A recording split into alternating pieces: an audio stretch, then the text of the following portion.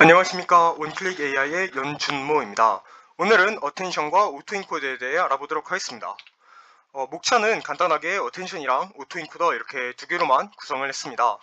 그래서 어텐션 같은 경우에는 이제 저희가 RLN을 했을 때부터 계속 나왔던 문제가 이제 침해 문제였잖아요. 그래서 RLN의 은닉 상태를 계속해서 시퀀스를 유지하기 위해서 은닉 상태를 만들었지만 그 은닉 상태에 다음 상태를 또 엎어쓰고 또 엎어쓰고를 반복하면서 침해가 오는 현상이 있었는데요.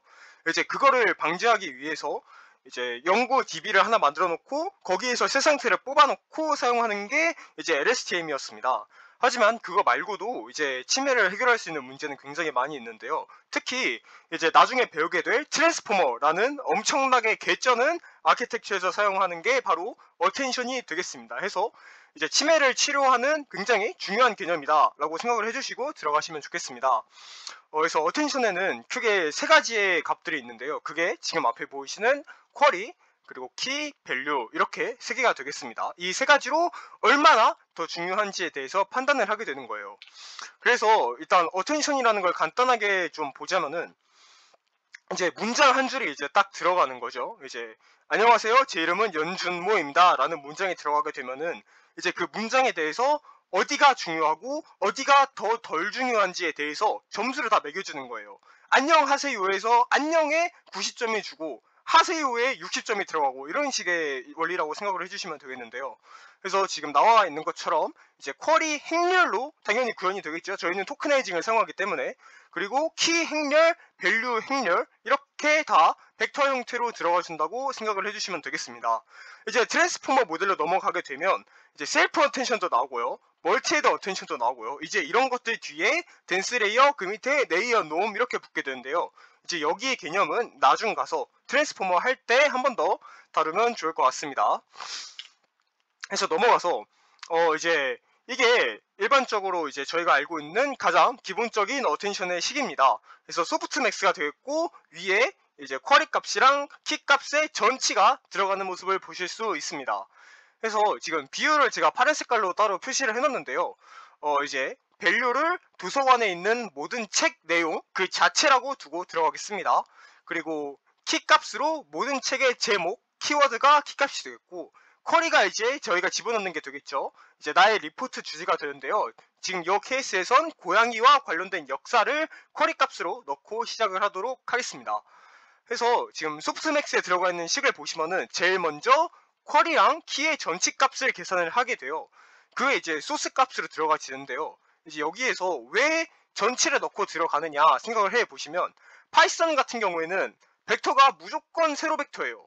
그래서 여기가 쿼리라고 치고 여기가 키 값이라고 치면은 이제 키 값도 전치를 치지 않으면 이렇게 들어가지겠죠. 그럼 여기에 데이터가 뭐 나든 너를 싫어 이런 단어가 있다고 쳐봅시다. 근데 연산이 됐을 때 여기가 뭐 이렇게 있으면은 이렇게 연산이 되겠죠. 그러면은 이건 모든 원소에 대한 연산이 아니잖아요. 그냥 앞에 있는 원소랑만 연산이 되는 건데 저희가 원하는 건 이렇게도 연산이 돼야 되고 이렇게도 연산이 돼야 돼요. 그거를 만들기 위해서 이제 모든 원소 간의 곱슬 형성하기 위해 키값에 이렇게 전치를 쳐주는 모습을 보여주고 있습니다. 이렇게 해야 모든 책의 모든 제목 키워드와 나의 레포트 주제에 해당되는 모든 내용을 다 연산할 수 있겠죠. 그걸 위한 전치입니다. 그래서 지금 그 내용 쭉 나오고 있죠.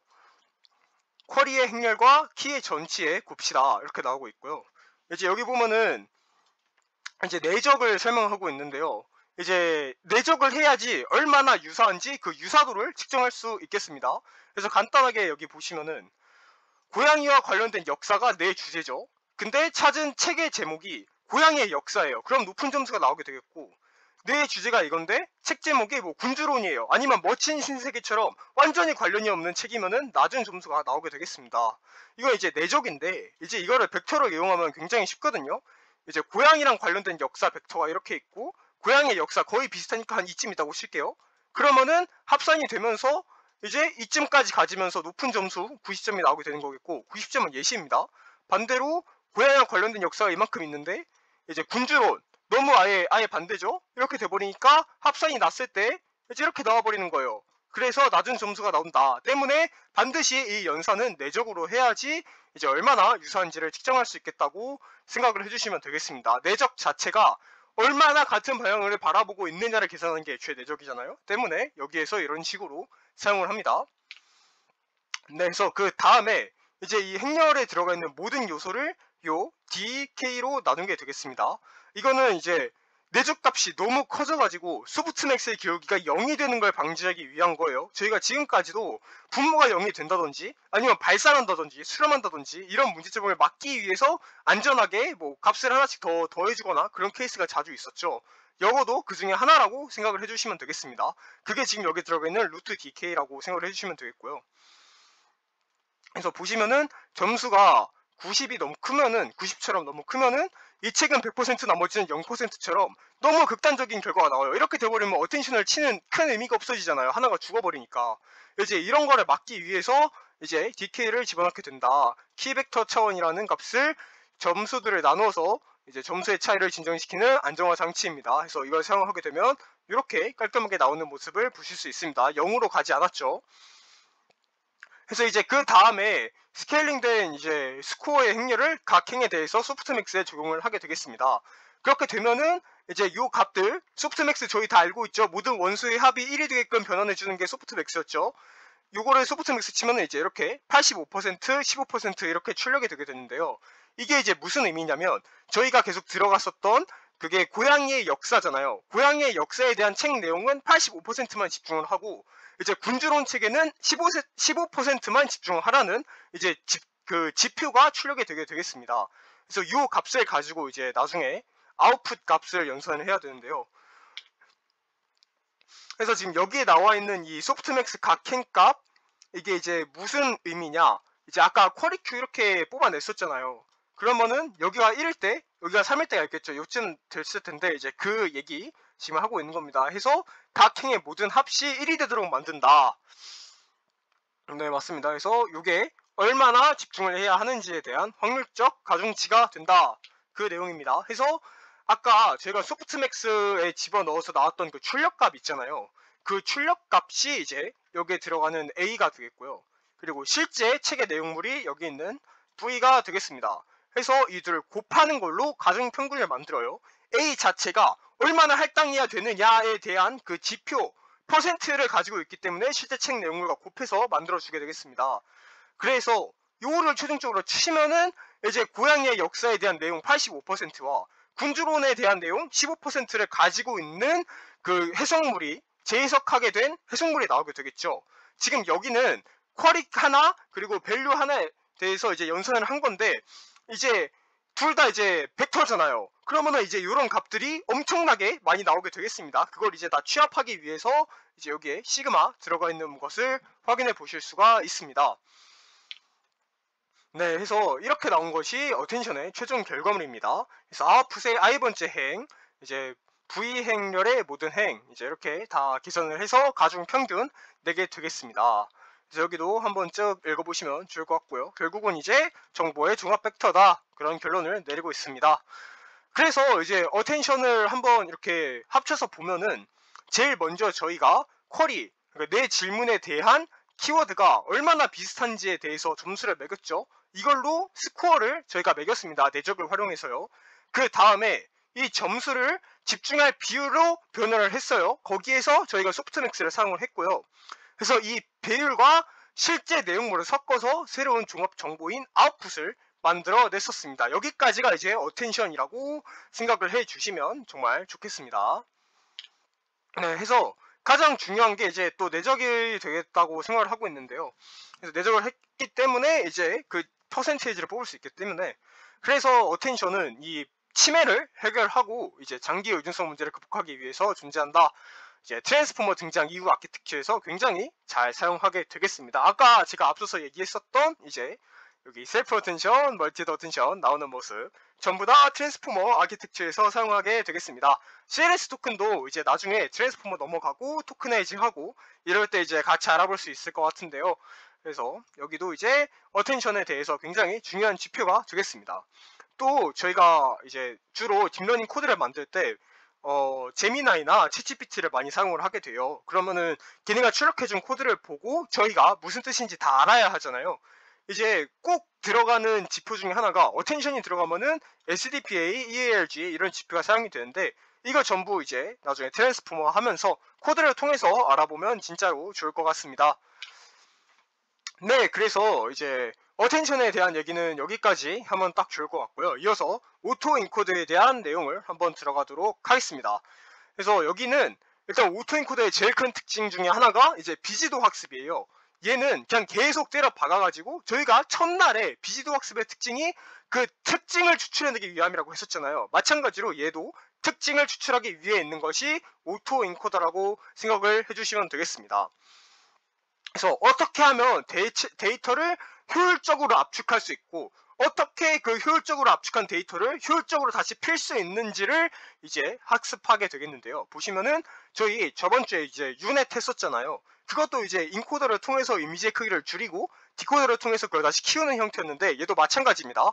얘도 인코더로 수축 경로를 만들어서 입력 데이터 X를 원본보다 훨씬 저차원인 잠재 벡터 Z로 압축을 하게 되겠고요.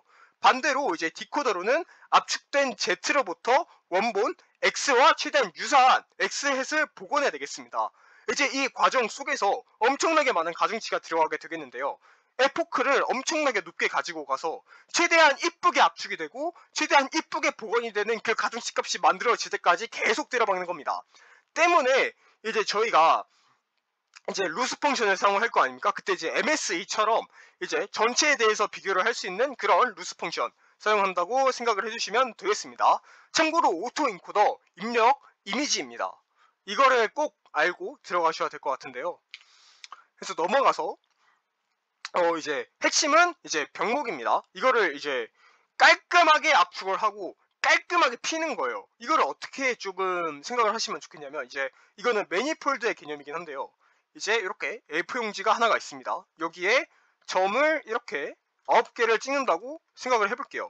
그런 다음에 이 A4 용지를 꾸겨버리는 겁니다. 이렇게 꾸겨버리면은 이 점들이 3차원 공간으로 어떻게 배치가 됐겠죠? 그게 이제 3차원 공간에 들어가 있다고 생각을 해보는 거예요. 그러면은 지금 요거는 2D에서 3차원으로 바꾼 거잖아요. 그러니까 저희가 이 꾸긴 규칙을 알게 된다면은 그러면은 3차원을 2차원으로 표현할 수 있지 않겠느냐가 매니폴드라고 생각을 해주시면 돼요. 그 3차원을 2차원으로 낮추는 그 특징, 그 식, 그 규칙이 매니폴드라고 생각을 해주시면 되겠습니다. 그래서 지금 방금 제가 앞서 설명한 내용이 나오고 있는데요.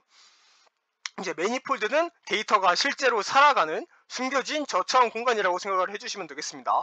앞서 그린 이 그림처럼 3차원도 2차원으로 규칙만 알면 표현할 수 있다는 거예요. 이제 이거를 범우주적으로 키워버리면 이제 끈이론 같은 게 나오게 되는 거죠. 이제 현실은 13차원, 11차원 이런데 이제 그 위에서 진동하고 있는 끈이 있다. 이제 우리가 지금 살고 있는 이 우주는 결국 매니폴드하고 매니폴드된 그런 거다. 이제 그런 내용이 되겠고, 그래서 이제 결국 우주는 단 하나의 식으로 작동된다. 뭐 이런 얘기도 있었죠. 그래서 그거랑 비슷하다고 생각을 해주시면 되겠는데요. 그래서 매니폴드는 이제 3차원 공간 속에 꾸겨진 F용지를 어떻게 예쁘게 피느냐 그 내용이라고 생각을 해주시면 되겠습니다. 그 규칙을 찾아내는 게 이제 저희가 이번 오토인코더 하면서 반드시 알아가야 할 내용입니다. 그래서 이제 오토인코더에서 이 매니폴드를 어떻게 사용을 하느냐, 이 구겨진 종이 위에 점이 막 찍혀 있는 거예요. 그럼 그 점의 좌표는 지금 여기 보이시는 것과 같이 X, Y, Z 이렇게 세 개가 되겠죠. 그러면은 오토인코더를 통해서 구겨진 종이를 쫙 펴요. 그러면은 어디에 있었는지 2D 좌표 이렇게 두 개가 나가겠죠. 그리고 어떻게 구겨졌는지 그 규칙만 알게 된다면 디코더를 통해서 이 2D 좌표를 가지고 원래대로 다시 구겨서 3D 좌표인 X, Y, Z를 복원할 수 있지 않을까? 이게 이제 오토 인코더가 되겠습니다. 그래서 어떤 규칙, 그 상태를 그대로 컨트롤 CV 하는 게 아니라 그 규칙, 꾸겨진 규칙을 어떻게 잘 담아내느냐가 이제 오토 인코더의 핵심이 되겠습니다. 그래서 넘어가면은 이제 막 주저리 설명하고 있는데요. 그냥 오토 인코더가 어떻게 작동되는지 순서대로 알아보면서 쭉 보면 되겠습니다. 그래서 이제 제가 처음에 말했었잖아요. 오토인코더는 이미지라고. 하지만 지금 기본적인 오토인코더에서는 댄스 레이어를 통해서 압축을 하게 돼요. 때문에 이미지 데이터를 일자로 쭉 길게 펴야 되겠습니다. 저희가 이제 CNN을 한 지가 좀 됐기 때문에 한번 복기를 해보면 이런 이미지 데이터는 이렇게 데이터가 쭈루룩 이어져 있는 형태라고 전에 얘기를 했었죠. 이거를 자르고 잘라서 이렇게 이어붙이고 이거를 반복을 해가지고 일자로 쭉 피는 겁니다. 그거를 이제 플래튼 레이어가 해줬었죠. 그게 지금 여기 내용입니다. 그래서 이제 예를 들어서 RGB 이미지면은 지금 RGB니까 이미지가 3장이 되겠죠. 때문에 채널까지 들어가 있는 거고요. 하이트, 그리고 웨이트로 높이, 넓이 다 계산을 해주면은 플래튼 레이어의 결과를 알 수 있겠습니다. 그런데 이제 이미지 같은 경우에는 저희가 컨볼루션만 해도 이렇게 찍어댔었잖아요. 이렇게 찍어대서 위치 정보가 손실이 안 됐지만 플래튼을 먼저 쳐버리면은 당연히 위치 정보가 손실이 되겠습니다. 그게 지금 여기 나와 있는 공간적 위계와 지역성의 정보가 소실된다는 얘기가 되겠습니다. 해서 이제 나중 가서 또 이거를 해결한 방법이 나옵니다.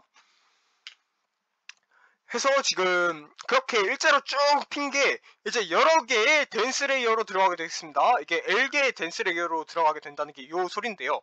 이제 저희가 유닛 테스트 때도 인코더의 개수랑 디코더의 개수를 동일시 해줬어요. 여기도 마찬가지입니다. 인코더의 개수랑 디코더의 개수를 똑같이 해서 같은 만큼 줄이고 같은 만큼 키우게 되겠습니다.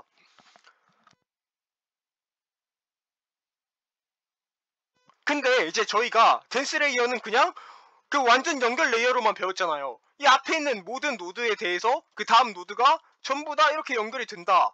근데 어떻게 이런 댄스 레이어로 압축을 진행하느냐라는 의문점이 당연히 생길 수밖에 없다고 생각을 합니다. 이게 진짜 간단한 방법인데요.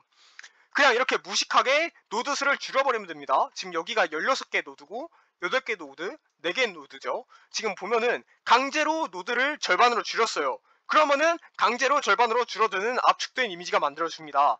해서 이렇게 댄스 레이어로 차원을 축소할 수가 있어요. 그냥 다음 레이 노드 확 줄여버리는 것으로 이제 하게 되는데요. 얘가 비지도 학습이잖아요. 각각의 이제 가중치랑 표현값이 있을 텐데 이 에포크가 진행이 되면서 얘는 이 Z가 최적으로 나오기 위해 계속 뺑뺑이를 돌려요. 최적으로 나와야지 루스 값이 작게 나오잖아요. 저희가 딥러닝을 돌리는 목표가 루스 값을 작게 만드는 거기 때문에 가장 효율적인 가중치 상태로 업데이트가 되기 위해서 얘네들은 강제적으로 핵심 요약으로 변할 수밖에 없습니다. 하지만 지금 보시다시피 들어가는 웨이트랑 바이어스의 개수가 뒤지게 많아 보이죠? 당연히 엄청나게 많은 F코스를 가져가야 한다. 그런 내용이고요. 그래서 최종적으로 Z는 복사본이 아니라 가장 유의미한 정보를 담도록 강제가 되겠습니다. 가장 유의미한 정보를 담아야지 깔끔하게 압축되고 깔끔하게 복원돼서 최종적으로 비교를 했을 때 루스 펑션 값을 때렸을 때 당연히 차이가 적게 나오기 때문입니다. 그래서 지금 여기는 지금 한 개로 들어가 있지만 여기를 이제 32라고 치고 이제 입력이 막 엄청 크진 거죠. 256이다 뭐 이렇게 생각을 하면은 128, 64, 32일 텐데 이러면은 여기에 32개의 숫자 안에 원본의 핵심 내용을 최대한 꼭꼭 눌러 담아서 디코더에 전달하게 되겠습니다. 그래서 딥러닝이 진행되는 동안 강제적으로 핵심형으로 변한다. 그런 내용 지금 여기서 하고 있습니다. 그런데 이제 저희가 진행을 하면서 비선형성이 계속 들어가지잖아요. 지금 살짝 빠르게 넘어가긴 했는데 지금 앞에 보면은 이렇게 활성화 함수 들어가야 한다고 내용이 들어가져 있습니다. 당장 여기만 해도 활성화 함수 다 들어가 있죠. 왜 비선형성이 강제적으로 부여가 되어야 하느냐? 그래야지 이제 쌓아진다는 겁니다. 저희가 이거는 나중에 정보통신할 때 특히 확인할 수 있는 건데요. 이런 사인파가 있고 이런 사인파가 있고 이런 사인파가 있어요.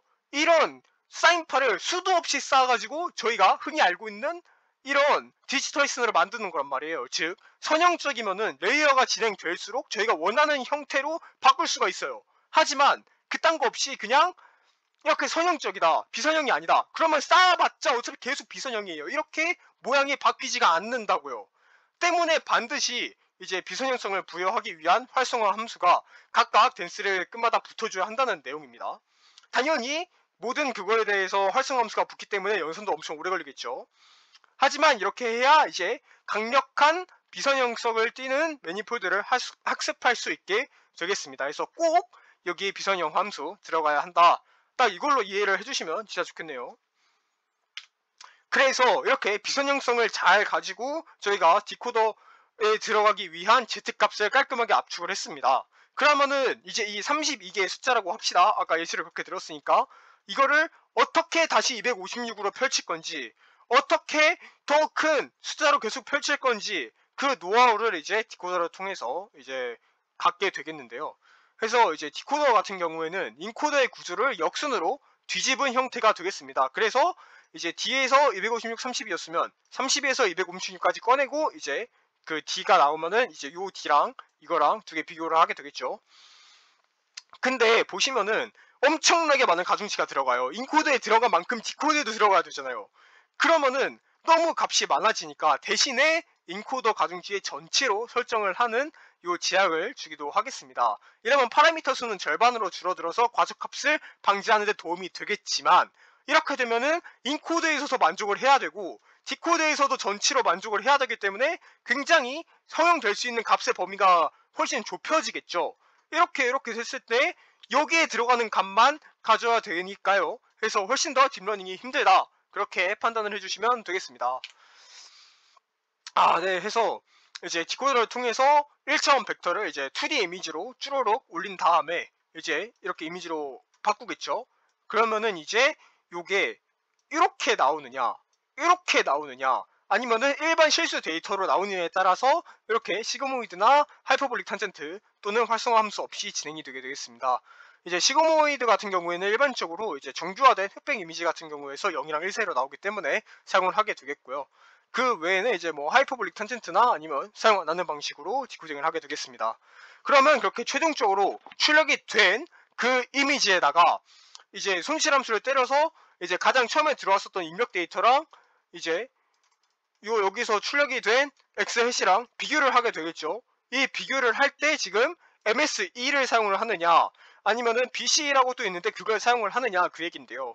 MSE 같은 경우에는 이제 요 픽셀 하나랑 요 픽셀 하느냐, 그래서 같으냐 다르냐 가지고 비교를 하는 게 MSE가 되겠습니다. 그래서 지금 예시를 784개로 뒀는데요. 이 모든 픽셀을 1대1로 다 비교를 하게 되겠습니다. 그래서 원본 픽셀 마이너스 복원 픽셀의 제곱으로 평균 오류를 내게 되는 게 이제 MSE가 되겠습니다. 그래서 이거는 일반적인 실수 데이터, 뭐 소리, 주가 이런 거에 대해서 적합하겠습니다. 이제 저희가 CNN 같은 거 쓰려고 이제 한국어나 영어 같은 텍스트 데이터도 일부러 이거를 이렇게 접어가지고 이미지로 만든 다음에 컨볼루션 돌리고 막 하잖아요. 논문들 보면은 이제 마찬가지로 여기에서도 그런 느낌, 소리 데이터나 주가 데이터도 이런 식으로 이제 돌릴 수 있다, 오토인코더를, 그 얘기 하고 있게 되겠습니다.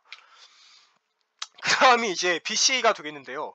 이제 입력 데이터 X에 대한 각 픽셀이 얼마나 확률이 잘 나왔느냐, 결국 0값이 1값이 가까운 확률, 예를 들어서 보시는 것 같이 0.9인데 이제 1이야, 정답이 1인데 나온 게 0.9야. 그러면 잘했어 하고 박수를 쳐주는 게 BC가 되겠습니다. 그래서 이거는 시그모이드를 활용한 0이랑 1 범위 사이 이미지에서 굉장히 적합하겠죠. 왜냐면 확률이기 때문에. 이제 넘어가서 역전파입니다. 역전파 같은 경우에는 저희가 첫날 MLP 할 때 덴스레이의 역전파 친 것처럼 마찬가지로 이제 순실함수 L을 최소화하기 위해서 이제 쭉 업데이트를 하게 되겠습니다. 그래서 저희가 여기는 다 이미 알고 있는 내용이기 때문에 빠르게 보고 넘어가도록 하겠습니다. 그래서 여기도 마찬가지로 이제 디코딩 끝난 다음에 이제 인코더 쪽 가중치 업데이트 하는 내용이고요. 이제 업데이트를 할 때 이제 이 아담 W 같은 거 사용할 수 있다, 옵티마이저 같은 거 사용할 수 있다, 그 얘기 하고 있습니다. 그래서 이제 오토 인코더에 대해서 전반적으로 쭉 정리를 한 게 여기에 있는 이 표가 되겠습니다. 이게 진짜 깔끔한데요. 이제 레이어부터 밑으로 쭉 내려가 보면은 처음에 인풋입니다. 입력이 1 곱하기 28 곱하기 28자인 거예요. 그러니까 여기서 흑백 이미지가 되겠죠. 여기가 이제 28이 되겠고 여기가 28이 된 흑백 이미지 데이터가 지금 입력으로 들어온 겁니다. 그걸 이제 플래튼 레이어로 쫙 펴요. 일자로 이제 짝짝짝짝짝 나눠가지고 쭉 피면은 이제 요거 곱하기 얘 곱하기 얘가 되니까 이제 784가 나오게 되겠고, 그게 지금 여기서 설명하고 있는 내용이죠. 이제 인코더가 시작이 되겠죠. 덴스 레이어 첫 번째를 들어가면서 이제 절반의 크기로 주게 됐습니다. 절반이 아니죠. 여기서 인코더 이거 크기로 설정한 만큼의 크기가 나오게 되는 거겠죠. 마찬가지로 활성화 함수 렐로 들어가고요. 그 다음에 덴스 레이어 또 칩니다. 그래서 이번엔 32까지 확 줄여버려요. 그러면 이 32의 이제 32개의 긴 데이터가 되겠는데, 이제 얘는 확실하게 핵심만 가지고 있는 데이터가 되겠죠. 그게 이제 Z가 되겠고, 이걸 이제 다시 여기에서 피게 되겠습니다. 마찬가지로 여기도 덴스 레이어 우리가 아까 봤던 거는 이제 이렇게 줄어들었잖아요. 여기에서는 이제 이렇게 반대로 커지는 방식이 되겠습니다. 해서 디코더 마찬가지로 이렇게 쭉쭉 올라가면서 원래 처음까지 올린 다음에 리쉐이프로 다시 2D 이미지로 바꾸고, 이거 두 개를 이제 비교를 하게 되겠습니다. 이렇게가 이제 오토인코더의 전체 과정이라고 생각을 해주시면 되겠고요. 비교해서 나온 그 루스 값을 통해서 이제 거꾸로 쭉 올라가면서 가중치 업데이트를 하겠죠. 그래서 이 내용에 대한 예제를 여기 허깅 페이스 링크에 올려놨습니다. 하지만 이 코드를 돌린 결과값을 제가 마지막에 보여주기 때문에 그것만 참고해도 좋을 것 같습니다. 최종적으로 입력값을 Z까지 압축한 다음에 다시 키우고 두 개를 비교한다, 이렇게 생각을 해주시면 되겠습니다. 아니 근데 오토인코더 결국 이미지인데 위치 정보를 손실되면 의미 없는 거 아니냐? 맞아요. 그래서 대신에 CNN 오토인코더가 있습니다. 이거 말고도 이제 오토인코더 같은 경우에는 종류가 굉장히 많이 있습니다. 이제 CNN 오토인코더 같은 경우에는 이 논문 참고를 해주시면 너무 좋을 것 같고요. 이제 넘어가서 CNN 오토인코더랑 덴스 오토인코더를 한번 비교를 해봤습니다. 제일 큰 차이가 일단 입력의 형태가 다르겠죠. 얘는 배치 사이즈와 그리고 D, 얘는 반대로 이렇게 세 개가 이제 이미지 형태로 들어가게 되겠습니다. 그래서 얘는 행렬 곱이 사용이 되고 얘는 합성 곱이 사용이 돼요. 훨씬 더 낫겠죠. 그리고 얘는 파라미터가 필터잖아요. 우리 계속 이거 했었죠. 이 필터로 들어가기 때문에 훨씬 더 파라미터가 적다. 반대로 얘는 파라미터가 졸라게 많다. 엄청나게 많은 W와 B를 가지고 있기 때문이다. 그래서 하나의 필터 이걸로 이제 이미지의 모든 위치를 순회하며 동일한 특징, 뭐 수직성 같은 게 있겠죠. 이거를 감지하게 되겠습니다. 그래서 덴스 레이어 오토인코더보다 파라미터 수가 훨씬 적어서 효율적이고 과적화 위험이 훨씬 적다. 그리고 물체가 이미지의 위쪽에 있는 그 오른쪽 아래에 있던 동일한 필터가 이제 활성화가 되기 때문에 공간적 정보를 보존하는데 매우 강력하다. 그게 이제 훨씬 더 낫다는 얘기를 하고 있습니다. 그래서 CNN 오토인코더 같은 경우에는 이제 처음에 덴스 레이어 오토인코더는 저희가 일자로 표현했었잖아요. 근데 CNN은 그딴 거 필요 없죠. 그냥 바로 이미지 데이터가 오토인코더로 들어가게 되겠습니다. 그러면은 이제 인코더가 어떻게 생겼냐? 저희가 매주 하고 있는 그 CNN 블록, 여기 있죠. 컨볼루션 플러스 렐루, 그리고 맥스폴링 들어가는 요 블록을 반복을 하고 플래튼하고 덴스하고 출력이 Z로 되겠습니다. 그냥 이거 하나 자체가 저희가 CNN 강의했을 때 나왔었던 그 CNN 그 자체예요. 그게 이제 인코더가 되겠고, 디코더 같은 경우에는 이제 방식이 또 여러 개가 있긴 한데, 저희가 저번 주에 유닛 했을 때 디코더 들어갔을 때 이제 업 컨볼루션 썼었잖아요. 이제 그런 컨브이 트랜스포스랑 또 다른 업샘플링 플러스 컨브이 뭐 이런 거를 사용할 수 있겠습니다. 이런 내용 같은 경우에는 제가 아래 블로그 링크에 잘 정리를 해놨고요. 그래서 간단하게 이제 CNN 오토인코더로 이제 옆에 표로 정리를 해봤습니다. 그래서 예제 같은 경우에도 이제 여기에 올려놨고요. 하지만 뒤에 제가 따로 돌린 결과를 보여드립니다. 그래서 인풋 이미지가 이렇게 나와요. 그러면은 덴스 오토인코더와 다르게 이게 그대로 컨보이로 들어갔겠죠. 지금 패딩 0 그리고 성 곱하기 3 필터 크기라고 놓고 봤을 때 얘기입니다. 그래서 채널 수가 증가하면서 이제 특징이 늘어나게 되겠죠. 그리고 전체 크기는 줄어들게 되겠습니다. 그 다음에 맥스폴링 들어가고 컨보이 2가 들어가게 됐습니다. 여기까지가 이제 한 블럭 돌린 거고요. 한 블럭 더 돌립니다. 그 다음에 플래튼 덴스가 들어가게 되겠습니다. 그래서 그걸로 이제 최종 출력 Z 나오게 되겠고요. 디코더 그대로 요거 Z 출력 그대로 받아서 이제 쭉쭉 키우게 되겠고요. 그래서 리쉐이프 친 거에다가 이제 마찬가지로 컨볼루션 하면은 최종 그 입력했던 거와 같은 크기가 되겠죠. 그래서 컨볼루션 오토 인코더는 이제 이렇게 굴러간다고 생각을 해주시면 되겠습니다. 그래서 지금 여기서 보시고 계시는 게 이제 제가 앞서 설명해 드렸던 그 코드 있잖아요. 소개해 드렸던 그 코드를 돌린 결과가 되겠습니다. 그래서 CNN 오토 인코더 같은 경우에는 보시다시피 루스가 0.694 나오게 되겠고요. 반대로 덴스 레이어 오토 인코더 같은 경우에는 0.99 나오겠습니다. 뭐가 더 낫나요? 얘가 훨씬 낫죠. 그래서 CNN 오토 인코더가 더 성능이 좋다 얘기입니다. 근데 이제 오늘 어텐션 했잖아요. 이거는 오토엔코더랑 안 쓰이나요? 당연히 쓰입니다. 그래서 어텐션 오토엔코더가 있고요. 그거는 이제 아래 제가 논문 링크 달아놨으니까 궁금하신 분들 한번 봐주시면 감사하겠습니다. 또 이거 말고도 다양한 오토엔코더가 있기 때문에 그것들은 이제 전부 요 아래에 있는 요 링크 들어가시면은 또 제가 이것저것 정리를 해놨어요. 그래서 여기도 한번 참고해 봐주시면은 감사하겠습니다. 그래서 오늘은 이제 이렇게 어텐션이랑 오토엔코더 한번 알아봤고요. 이제 다음 주에 아마 트랜스포머 들어갈 것 같습니다. 그래서 이번 주도 함께 들어주셔서 정말 감사합니다. 이상으로 마치겠습니다.